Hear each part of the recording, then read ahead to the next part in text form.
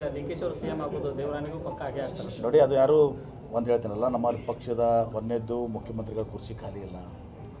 ಮುಖ್ಯಮಂತ್ರಿಗಳ ವಿಚಾರ ಮತ್ತು ಸಂಪುಟ ಪುನರ್ರಚನೆ ವಿಚಾರ, KPC ಅಧ್ಯಕ್ಷರ ವಿಚಾರ, ಇವೆಲ್ಲವೂ ಕೂಡ ಹೈಕಮಾಂಡ್ ನಿರ್ಧಾರಕ್ಕೆ ಹೋಗ್ತದೆ.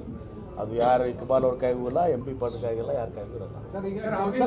ಕಾಂಗ್ರೆಸ್ನಲ್ಲಿ ಪವರ್ ಸೆಂಟರ್ಗಳು ನಿರ್ಮಾಣ ಆಗ್ತದೆ ಸರ್, ಕಾಂಗ್ರೆಸ್ನಲ್ಲಿ ಪವರ್ ಸೆಂಟರ್ಗಳು ನಿರ್ಮಾಣ ಆಗ್ತದೆ. ಹಾಸ್ಪಿಟಾಲಿಟಿ ಕ್ಷೇತ್ರದಲ್ಲಿ ಜಾಗತಿಕ ವೃತ್ತಿಯ ಕನಸು ಇದೆಯಾ? ಜಾಗತಿಕ ಅಧ್ಯಯನ ಉದ್ಯೋಗ ಅವಕಾಶಗಳೊಂದಿಗೆ ಭಾರತದ ನಂಬರ್ 1 IIHM ನಲ್ಲಿ ಓದಿ ಪ್ರವೇಶ ಆರಂಭವಾಗಿದೆ. ಈಗಲೇ ಸೇರಿ.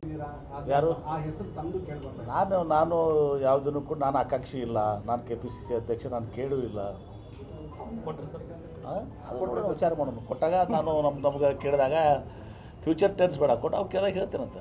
ಹೌಸಿಂಗ್ ಸ್ಕೀಮ್ ಒಳಗೆ ಸ್ವಲ್ಪ ಆರೋಪ ಬಿಜಾಪುರ. ಈಗ CM ಅವ್ರ ಸಲ CM ಅವ್ರ ಸಲ ವೇಟ್ ಮಾಡ್ತೀವಿ. ಕ್ಯಾಬಿನೆಟ್ ಇತ್ತಲ್ಲ, ಬರೇ ಮೂರ್ತಿ ಅಷ್ಟೇ ಅಲ್ಲ, ಮೂರ್ತಿ ನಿಮ್ಗೆ ಗೊತ್ತದ, 50 ವರ್ಷದಿಂದ ಇದು ಬಿದ್ದಿತ್ತದು. ನಾನು ಇಲ್ಲಿ ಜಾಗ ಕೊಡಿಸಿ ಇವತ್ತು ಅದನ್ನೇನು ಕಿತ್ತೂರಾಣಿ ಚೆನ್ನಮ್ಮ ಅಂತೇಳಿ ಸರ್ಕಾರ ಇತ್ತಲ್ಲ, ಅದು ಆಗ್ಲಾರ್ದಂಥ ಪರಿಸ್ಥಿತಿ ಇತ್ತು. ಅದು ಅಲ್ಲಿ ಯಾಕಂದರೆ ಟ್ರಾಫಿಕ್ ಇದ್ರ ಸಲುವಾಗಿ ಇಲ್ಲಿ ತಂದು ನಾನೇ ಜಾಗ ಕೊಡಿಸಿ KSRTC ಅವ್ರಿಗೆ ಹೇಳಿ, ಗುಲ್ಬರ್ಗ ರೀಜನಲ್ ಕಮಿಷನರ್ಗೆ ಹೇಳಿ ಅವ್ರು ಜಾಗ ಕೊಡಿಸಿದ್ದೀನಿ. ಇವತ್ತು ಮೂರ್ತಿ ಆಗಿದೆ. ಅಷ್ಟೇ ಅಲ್ಲ, ಒಂದು ಹೆಜ್ಜೆ ಮುಂದೋಗಿ ಮೂರ್ತಿ ಹಾಕಿದ್ದೀವಿ ಇನ್ಮೇಲೆ. ಇದಕ್ಕೆ ರಾಣಿ ಚೆನ್ನಮ್ಮ ಅವರ ಹೆಸರನ್ನು ಇಡೋನು ಅಂತಕೊಂಡು ರಾಣಿ ಚೆನ್ನಮ್ಮ ಹೆಸರನ್ನು ಕೂಡ ಇಡಲಿಕ್ಕೆ ನಾವು ನಿರ್ಣಯ ಮಾಡಿಬಿಟ್ಟಿದ್ದೀವಿ. ಡಿಕೆಶಿ ಅವರು ಸಿಎಂ ಆಗೋದು ದೇವರಾಣಿಗೂ ಪಕ್ಕ ಆಗೇ ಆಗ್ತಾರೆ ನೋಡಿ. ಅದು ಯಾರು ಒಂದು ಹೇಳ್ತೀನಲ್ಲ, ನಮ್ಮ ಪಕ್ಷದ ಒಂದನೇದ್ದು ಮುಖ್ಯಮಂತ್ರಿಗಳ ಕುರ್ಚಿ ಖಾಲಿ ಇಲ್ಲ.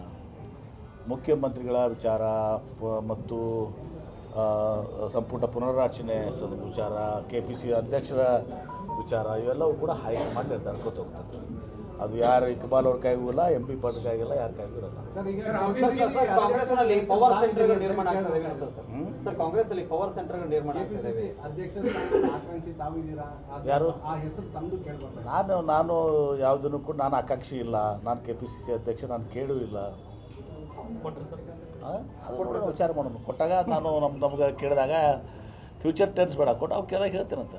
ಹೌಸಿಂಗ್ ಸ್ಕೀಮ್ ಒಳಗೆ ಸ್ವಲ್ಪ ಆರೋಪ ಬಿಜಾಪುರ. ಈಗ CM ಅವ್ರ ಸಲ CM ಅವ್ರ ಸಲ ವೇಟ್ ಮಾಡ್ತೀವಿ. ಕ್ಯಾಬಿನೆಟ್ ಇತ್ತಲ್ಲ, ಬರೇ ಮೂರ್ತಿ ಅಷ್ಟೇ ಅಲ್ಲ, ಮೂರ್ತಿ ನಿಮ್ಗೆ ಗೊತ್ತದ, 50 ವರ್ಷದಿಂದ ಇದು ಬಿದ್ದಿತ್ತದು.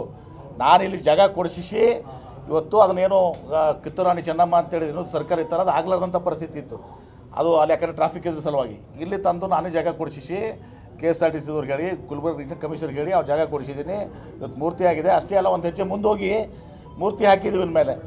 ಇದಕ್ಕೆ ರಾಣಿ ಚೆನ್ನಮ್ಮ ಅವರ ಹೆಸರನ್ನು ಇಡೋನು ಅಂತಕೊಂಡು ರಾಣಿ ಚೆನ್ನಮ್ಮ ಹೆಸರನ್ನು ಕೂಡ ಇಡಲಿಕ್ಕೆ ನಾವು ನಿರ್ಣಯ ಮಾಡಿಬಿಟ್ಟಿದ್ದೀವಿ.